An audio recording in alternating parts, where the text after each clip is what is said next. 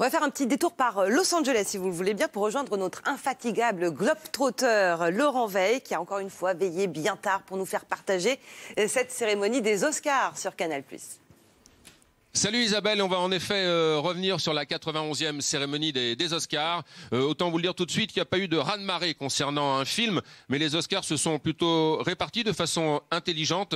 Et c'est le cas pour Alfonso Cuarón, qui a reçu donc la nuit dernière à Hollywood 3 Oscars, dont celui du meilleur réalisateur pour son film Roma. On va rappeler que Alfonso Cuarón est un habitué des Oscars, puisqu'il y a quelques années, il avait déjà reçu l'Oscar du meilleur réalisateur pour Gravity. 4 Oscars pour un film qu'on attendait beaucoup, Bohemian Rhapsody, et Oscar du meilleur comédien pour Rami Malek. Alors c'est vrai que la nuit dernière à Los Angeles, il n'y a pas véritablement eu de grands discours, sauf peut-être celui de Rami Malek. On va écouter un extrait dans lequel Rami Malek, eh bien, l'acteur d'aujourd'hui, rappelle que c'est un fils d'émigrants. Ses parents étaient d'origine égyptienne. On l'écoute. Je suis le fils d'immigrés égyptiens et je suis la première génération à être américain.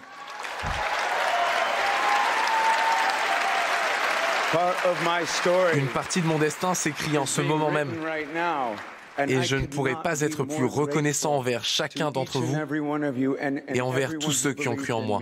Voilà donc Oscar du meilleur comédien pour Rami Malek. Autant vous le dire tout de suite, on attendait beaucoup de l'Oscar de la meilleure actrice.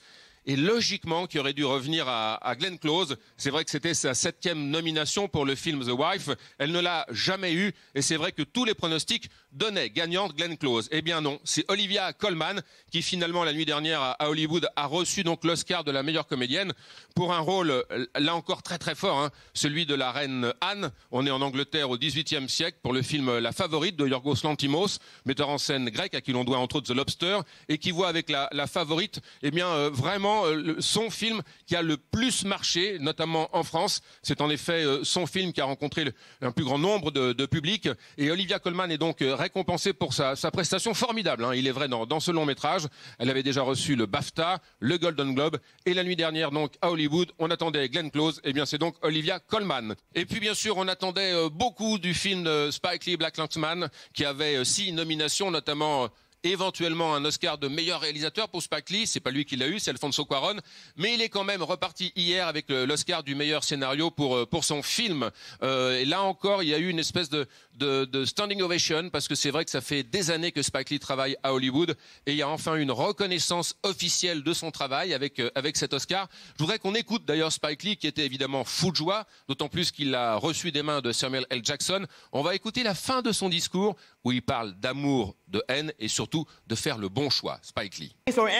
Aux yeux du monde aujourd'hui, je souhaiterais rendre hommage à nos ancêtres qui ont aidé à bâtir ce pays et aussi vous rappeler le génocide qui a été commis contre le peuple indigène. Si nous nous connectons à nos ancêtres, nous gagnerons de l'amour, de la sagesse, nous regagnerons notre humanité. L'élection présidentielle de 2020 arrive bientôt. Ce sera un moment puissant. Mobilisons-nous, soyons du bon côté de l'histoire, choisissons l'amour plutôt que la haine. Faisons ce qui est juste. Je devais dire cela ici. Et puis on va terminer avec très certainement l'Oscar le plus prestigieux, celui du meilleur film. Alors on attendait beaucoup de la part du film d'Alfonso Cuarón, Roma, qu'il a eu dans la catégorie meilleur film étranger. Ça devenait donc compliqué pour Alfonso Cuarón de l'obtenir également dans la catégorie meilleur film.